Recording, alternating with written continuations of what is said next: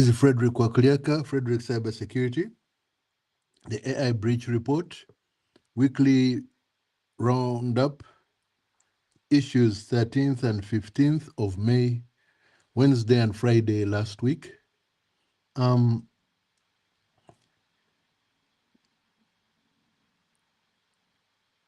It's your complete summary of what was covered in last week's Wednesday and Friday editions of the AI Breach Report.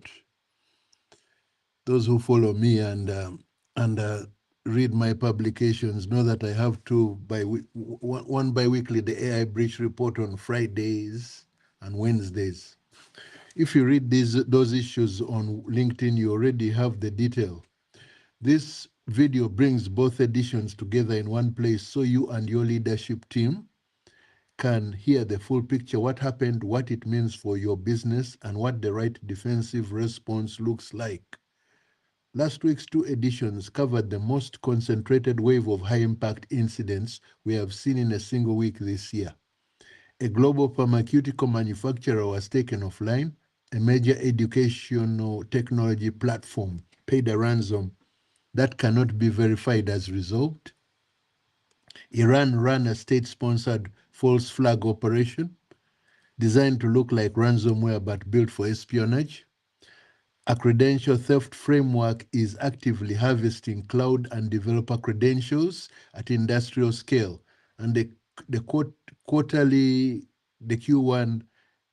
2026 ransomware numbers confirm that this is the second most dangerous opening quarter on record. Friday's Defense Edition then addressed the structural question that all of that intelligence raises. What does a proportionate practical response actually look like for a medium enterprise in 2026? So let us go through it. Wednesday edition, incidents and threat intelligence. The Wednesday edition opened with West Pharmaceutical Services. West Pharmaceutical Services is a global pharmaceutical manufacturer. Last week, attackers exfiltrated data from their systems and then deployed file encrypting ransomware across their global infrastructure. The company took systems offline entirely, not in one region but globally, and retained Palo Alto Networks Unit 42 team for containment and investigation. Law enforcement was notified, core enterprise systems have been partially restored, and some manufacturing and shipping operations have restarted.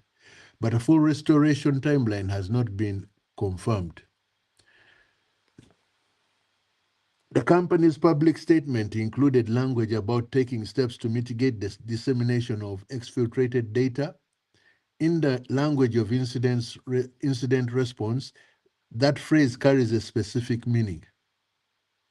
Negotiation with the threat actor has taken place or is underway. The responsible group has not been publicly named. For medium enterprises, the West incident is not simply a story about a large corporation being attacked. It's a demonstration of what ransomware does to operational continuity.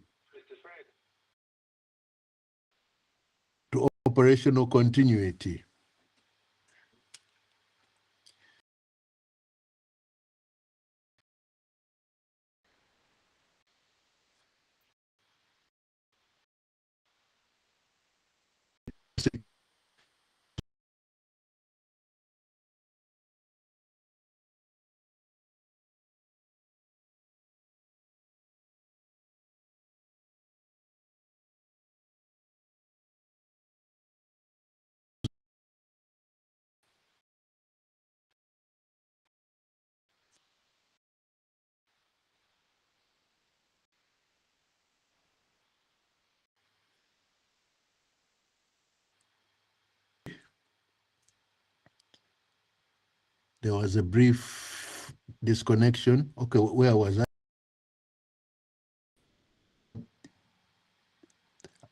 For me, the incident is not simply a story about a large corporation being attacked. It is a demonstration of what ransomware does to operational continuity in 2026. Systems go offline globally, manufacturing stops, shipping stops, Receiving stops, and a company that builds products critical to pharmaceutical supply chains becomes temporarily an organization that cannot do its primary job. That operational disruption, not the ransom payment, not the data theft, is the existential risk for a medium enterprise. A company with 50 to 200 employees does not have the resources to survive weeks of operational shutdown.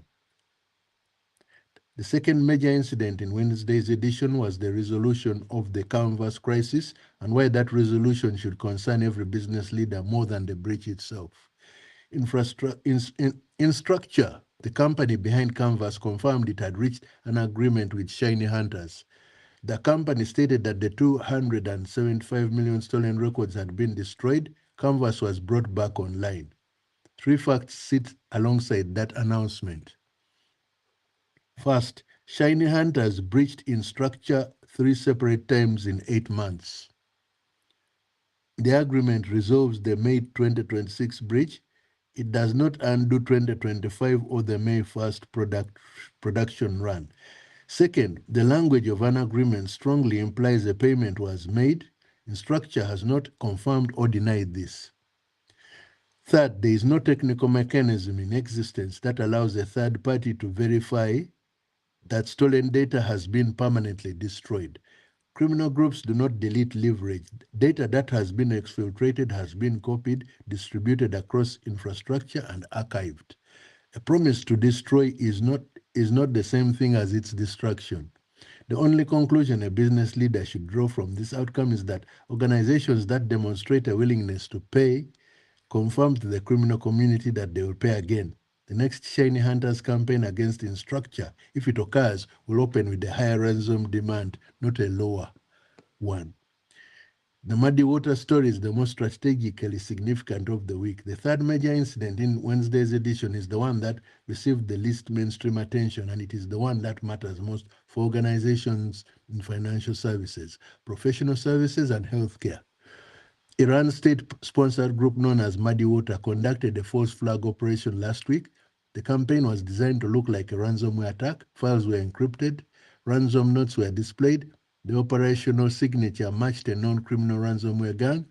But when investigators reached the command and control infrastructure and analyzed the tooling, the objective was not financial, it was espionage.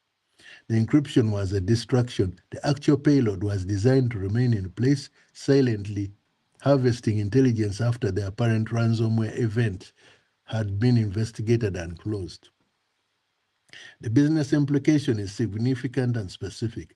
An organization that believes it has responded to and received from a ransomware incident may in fact still be compromised. The ransomware cleanup becomes the cover for the persistent access. If your organization has experienced any ransomware event in the past 12 months, even one that appeared to be fully resolved, the Muddy Water false flag methodology is a reason to conduct a fresh forensic review of your environment. Wednesday's edition closed with the quarterly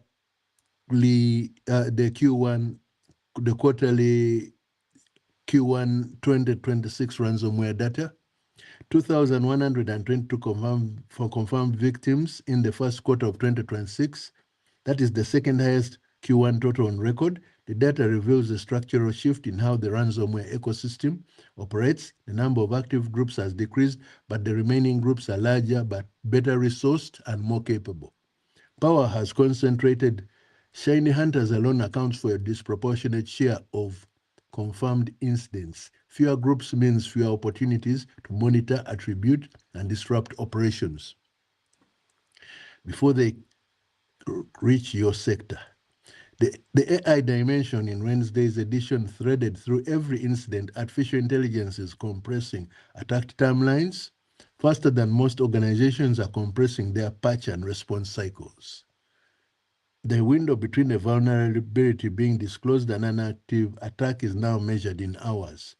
The window between a criminal gang deciding to target a sector and executing their campaign is now measured in days, not months.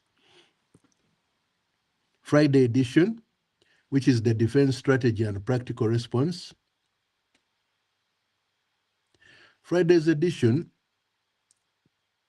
took the intelligence from Wednesday and asked the structural question, what does an organization with 50 to 200 employees actually do about it?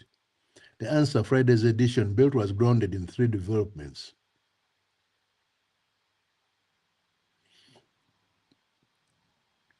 M-Dash is the most significant defensive tool announced in 2026. The first was Microsoft's announcement of M-Dash, the Microsoft Defensive AI Security Hub. M-Dash is a platform that uses artificial intelligence to detect and prioritize vulnerabilities across an organization's environment before attackers find them. In the week of its announcement, the system identified 4 critical remote code execution vulnerabilities in widely used enterprise software. All 4 were patched in Microsoft's May 12th Patch Tuesday cycle. None of the 4 had been publicly known before M-Dash flagged them. That is, the Microsoft Defensive AI Security Hub. The significance of M-Dash for medium enterprises is twofold. First, it demonstrates that defensive artificial intelligence, when governed properly, can operate faster than offensive artificial intelligence, closing vulnerabilities before they can be weaponized. Second, it establishes the standard that medium enterprises should now apply to their own security tooling. Does your current setup identify unknown vulnerabilities in your environment, or does it only respond to known ones? If the answer is the latter, you are operating on a timeline that attackers have already outpaced. Open AI Daybreak is practical and immediately relevant. The second development was OpenAI's launch of Daybreak, a platform designed specifically to help organizations manage and govern their AI deployments. Daybreak addresses the governance gap that Friday's edition quantified with data from the RSA Conference 2026. 85% of organizations are now deploying artificial intelligence in operational contexts, but only 5% have governance frameworks that match the scale of that deployment. The RSAC data contain 2 findings that every business leader in this audience needs to hear directly. 43% of organizations using AI tools are doing so through shared service accounts, meaning multiple employees access the same AI system using the same credentials, with no audit trail connecting an action to an individual. In the event of a breach or a compliance investigation, you cannot determine you did what, when, and why. And the average time an attacker now spends inside a compromised environment before being detected, what security professionals call dwell time, has fallen to 22 seconds.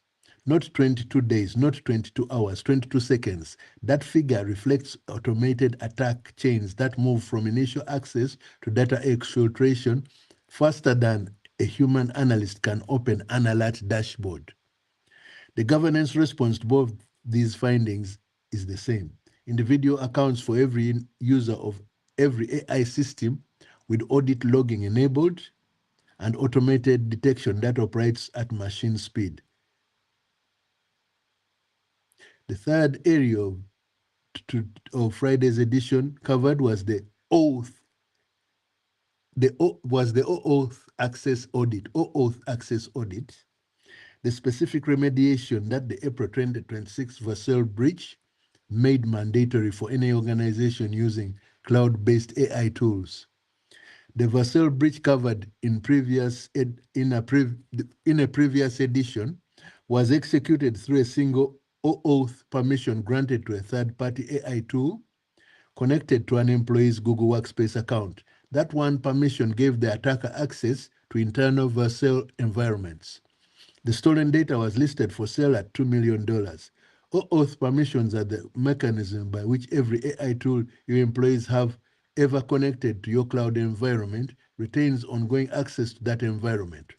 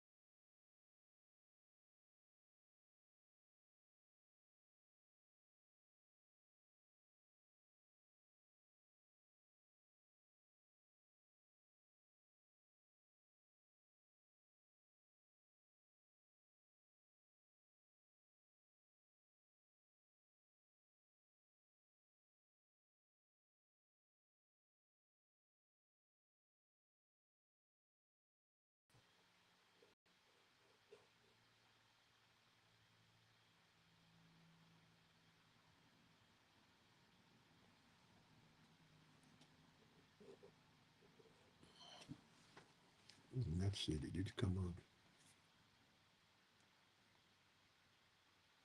These things, that events that these people hold without the time. Yeah, I'm not.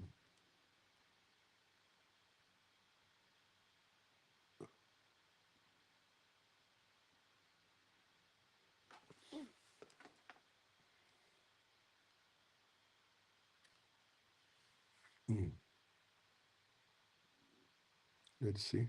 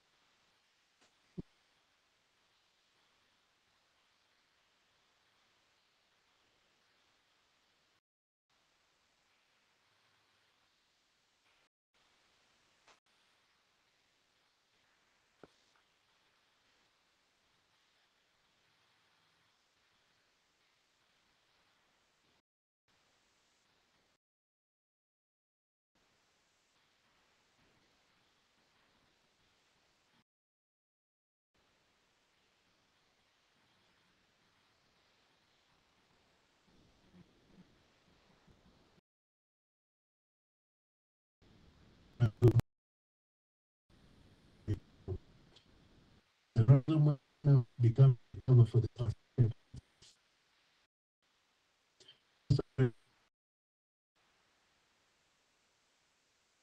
reflects data exfiltration faster than a human analyst can open an alert dashboard.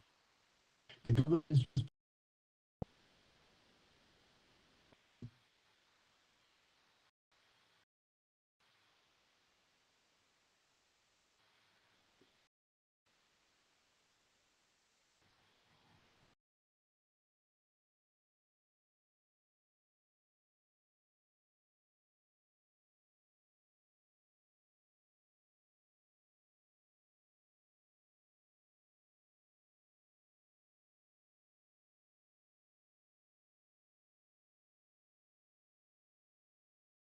that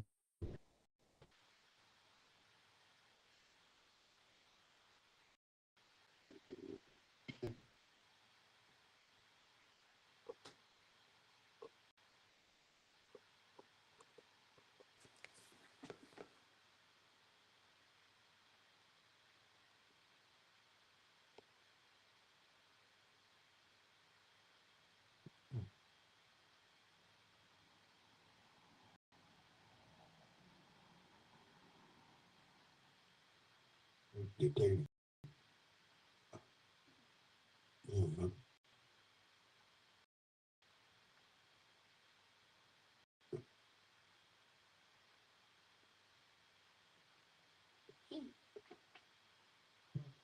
the cover for the